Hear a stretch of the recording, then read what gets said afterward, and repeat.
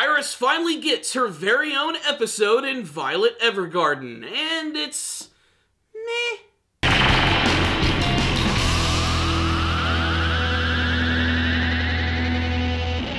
This is an episode that I was really looking forward to. An episode which was going to focus on Iris, because one, we were finally going to learn what was all up with this spunky girl, and we'd finally be done with being fully introduced to all of the main characters of the series, which means we can move on to the meat of the story. And it looks like we're definitely going to get there. That being said, this was a very formulaic and very...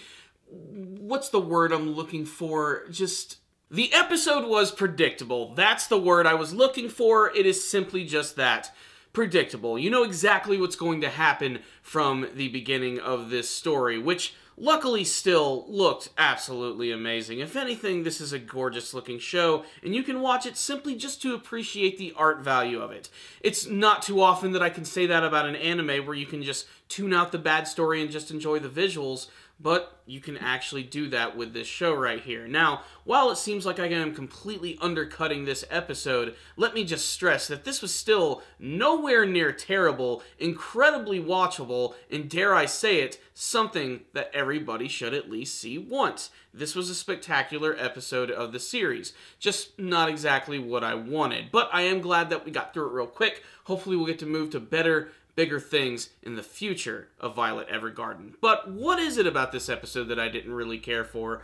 Really, it's just maybe I expected more from the story of Iris, which is basically about her going back to her town, being reintroduced to her family, and learning that her mother is actually the one who brought her into town to create these wedding invitations and all this blah blah blah blah blah. Basically, there's a lot of exposition in this episode, and they have to get it out real quick, and I think it's handled kind of clumsily, to be perfectly honest, but basically the main story here is that Iris has a problem with her mother trying to get her hooked up with a lot of male suitors, including one that rejected her in the past, and when Iris doesn't want this dude to show up to a banquet, his mom makes him come anyway, even at the behest of her and the fact that Violet was already writing an invitation that didn't include him on the list. This, of course, creates all sorts of drama between Iris and her mother, and Violet is right there in the middle. But of course, her story is the most interesting, but not the one that has the most focus.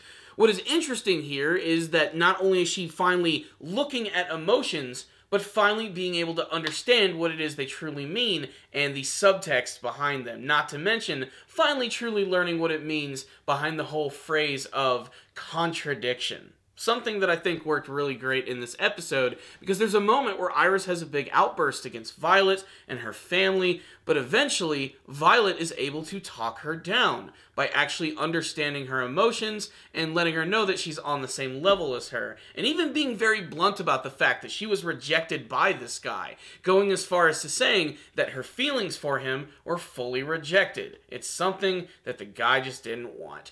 And it's a big moment for her character, while it's also an eye-opening moment for Iris. It also allows her to be a lot more truthful with her family, and she decides to write a letter, allowing, of course, Violet to do all of the writing with her awesome adamant silver hands. The cherry on top of the sundae of this episode, of course, is that Violet finally writes a letter that's more than just a sentence long, and it actually makes a lot of sense. It's very heartfelt, and she was able to perfectly articulate what it was that Iris wanted to say to her parents, letting her know that she still has a lot to learn in the world, she wants to do things on her own, but she still wants to be remembered fondly by her parents, and not just as someone who simply needs to get knocked up and create grandchildren for them. That being said, she still loves them all the best. So there it is. It's a very schmaltzy episode, but still very beautiful. I have to give the series that. So what's the rundown on this episode of Violet Evergarden? I was waiting for this episode. I felt that a little twosome episode with Iris and Violet together would create a nice contrast between the two characters, considering how incredibly different they are, with Violet being very robotic and Iris being very loud and outspoken about what she has to say, while ultimately we find out that this is all just truly a front and she's hiding a lot of really big information from people, and ultimately it's a lesson about bottling things up and letting them explode. That and just a lot of miscommunication as well. That's really what truly made this episode work. But still, it was kind of a cliche story that I think was easy to pretty much understand where it was going to be going ultimately. Even with the lesson that Violet was eventually going to learn, I was sort of like calling it in my head as I was watching the entire episode. And it didn't destroy the entire thing for me. I was still enjoying the amazing atmosphere and the beautiful artwork that's in this series, not to mention the distinctive character design, of which, again, almost every single individual side character, there's something unique about them and something distinct, different clothes, different hairstyles, different voices.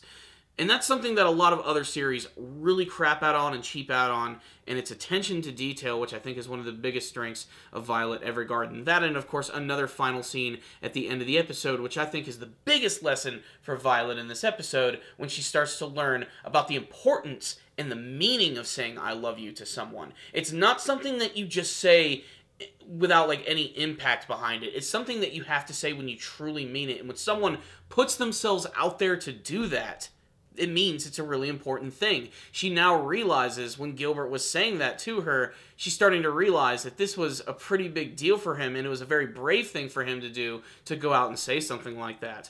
We even have a great flashback of learning about her name, where Gilbert saw an actual Violet and decided to name her that, claiming that it's a name that she will truly grow into, and I believe she certainly has. She's Violet Evergarden, and this was another great episode from her anime series, which, like I said, had kind of a cliche story, but for the most part, this is still just a really great-looking show that you can freeze frame every single shot, and it'll look amazing in a friggin' frame.